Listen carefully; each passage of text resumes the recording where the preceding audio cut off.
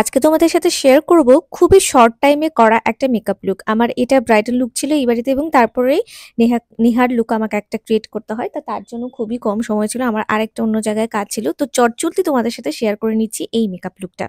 তো দেখো, প্রথমেও স্কিন কন্ডিশনটা এত ভালো ছিল যে শুধু টোনার লাগানোর পরেই দেখো কি সুন্দর গ্লো করছে। এরপর আমি একটু সেরাম লাগিয়ে নিলাম এবং তারপরে লাগালাম হচ্ছে প্রাইমার। খুব চটজলদি দেখাবো মেকআপ লুকটা, যাতে তোমরাও তাড়াতাড়ি কি করে মেকআপ করতে হয় সেটা শিখে নিতে পারো। তো দেখো, এরপরে আমি চট করে প্রাইমার লাগিয়ে দিলাম। প্রাইমার লাগানোর পরেই দেখো ওর মধ্যে যে একটা লিকুইডের ভাব ছিল সেটা চলে গেল এবং অবভিয়াসলি টোনারটা আর ময়শ্চারাইজারটা ভালো করে স্কিনে অ্যাবসর্ব করার পরেই কিন্তু প্রাইমারটা লাগাতে হবে। এটার জন্য একটু সময় নিতে হয়। এরপরে আমি কিন্তু কোনো দেখো কারেক্টার ইউজ করিনি, ডাইরেক্ট ফাউন্ডেশন ইউজ করছি এবং এই ফাউন্ডেশনটা যেটাই আমি ইউজ করেছি সেটা হচ্ছে চার্মাসি ফাউন্ডেশন। কারণ ওর স্কিনে সেরকম কোনো ডার্ক স্পট ছিল না, সেটা স্পষ্টতই ভিডিওটা দেখা যাচ্ছে। তো আজকে আমি আর কোনো কারেক্টার ইউজ করলাম না। তো উইদাউট কারেক্টারও দেখো কি সুন্দর মেকআপ লুক আসে, সেটাই তোমাদের সাথে আজকে শেয়ার করব। যে কারেক্টার আমার দরকার পড়লো বা না পড়লো আমি লাগালাম সেটা কিন্তু নয়, যদি দরকার পড়ে তাহলেই কিন্তু লাগানো উচিত। এবং আজকে কিন্তু ওর স্কিনে দরকার পড়েনি। এরপরে দেখো একটা লিকুইড ব্লাশ ফরএভার 52 সেটা আমি লাগিয়ে দিচ্ছি। ওর একটুখানি হাই ব্লাশি লুক দরকার ছিল এবং সফটের মধ্যে আর খুব গ্লোই একটা মেকআপ লুক ছিল। তো এই জন্যই আমি খুব তাড়াতাড়ি মেকআপ করতে পেরেছি এবং আই মেকআপেও সেরকম কোনো কারুকার্য ছিল না। তো দেখো, অলরেডি ব্লাশটা লাগানোর পর আমি ওর ফুল ফেসের যে মেকআপটা সেটা হচ্ছে একটা কম্প্যাক্ট পাউডার দিয়ে খুব ভালো করে সেট করে নিচ্ছি। এবং এটা হচ্ছে একটা ভীষণ ইম্পর্টেন্ট স্টেপ, যে মেকআপটাই আমি ফেসে লাগাই না কেন সেটাকে কিন্তু খুব সুন্দর করে সেট করতে হবে। যদি আমি মেকআপটাকে সেটই না করতে পারি তাহলে কিন্তু পরে গিয়ে ওই প্রোডাক্ট গলতে শুরু করে বা হচ্ছে মেকআপটা ফেটে ফেটে যায়। আর সব থেকে বেস্ট কথা হচ্ছে মিনিমাল মেকআপ ইউজ করা, মানে যতটুকু দরকার ঠিক ততটুকুই।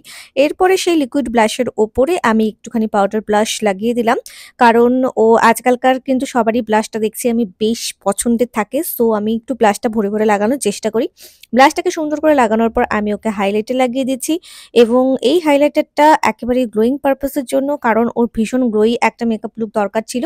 তো তার জন্য আমি একটা গোল্ডেন হাইলাইটার ইউজ করছি, যেটা ভেরি ভেরি পিগমেন্টেড। তো অলরেডি দেখো বেস মেকআপটা প্রায় কমপ্লিট হয়ে গেছে। বেস মেকআপটা সুন্দর করে কমপ্লিট করে নেবার পর আমি একেবারেই চলে যাব আই মেকআপে এবং আই মেকআপটা আজকে আমি যেটা করব সেটা একেবারেই সিম্পল আর খুব মাত্র দিয়ে এই মেকআপটা আমি করব। তো দেখো, একটা ওর শাড়ি ম্যাচিং করে যেরকম একটা ম্যাজেন্টা কালারের আইশ্যাডো আমি ইউজ করে নিচ্ছি। তো ফুল ক্রিজ লাইন সহ আমি একটা আইশ্যাডো খুব ভালো মতন ব্লেন্ড করে নিলাম এবং ব্লেন্ডিংটা কিন্তু ভেরি ভেরি ইম্পর্টেন্ট। ব্লেন্ডিং যদি ঠিকঠাকভাবে না করা হয় তাহলে মনে হয় যে চোখের উপরে একটা কিছু মানে হাফ সার্কেলের মতো লাগিয়ে দেওয়া হয়েছে, বাট সেটাকে ডিপ বা হালকা যাই হোক সেটাকে ব্লেন্ড করাটা সব থেকে বেশি ইম্পর্টেন্ট। তো আমি সেটাই করছিলাম, ম্যাজেন্টা কালারের আইশ্যাডো লাগিয়ে তো মাঝখানে একটা চট করে একটুখানি একটা শিমার লাগিয়ে দিলাম। তো এতেই কিন্তু আমার আই মেকআপ লুক যেটা হচ্ছে কমপ্লিট হয়ে গেল।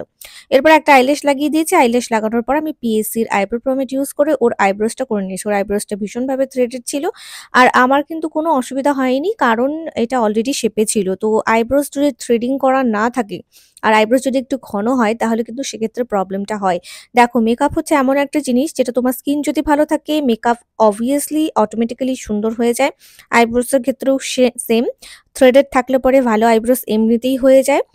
তো মেকআপ তো আর প্লাস্টিক সার্জারি নয়, তো এটা হচ্ছে পুরোটাই ডিপেন্ড করে কার স্কিন কতটা ভালো সেটার উপরেই কিন্তু মেকআপটা ডিপেন্ড করে। তো ওর স্কিনে দেখো কন্ডিশন এত ভালো যে মেকআপটা অলরেডি কিন্তু সেট হয়ে গেল।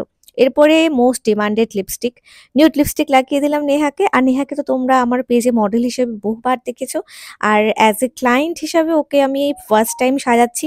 নেহা বরাবরই একদম হালকা লুক পছন্দ করে, তো এক্ষেত্রেও একটা হালকা লুকই ও পছন্দ করেছে, তার সাথে এই নিউড লিপস্টিকটা। তো অলমোস্ট লিপস্টিক লাগানোর পর চোখের নিচে আমি একটুখানি ওকে ডার্ক করে কাজল লাগিয়ে দিই।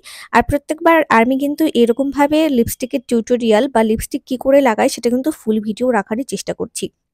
এক্ষেত্রে দেখো, আমি কোনো ব্রাশ ইউজ করিনি, জাস্ট লিপস্টিকের যে তুলিটা ছিল সেটা দিয়েই কিন্তু আমি ওকে লাগিয়ে দিয়েছি।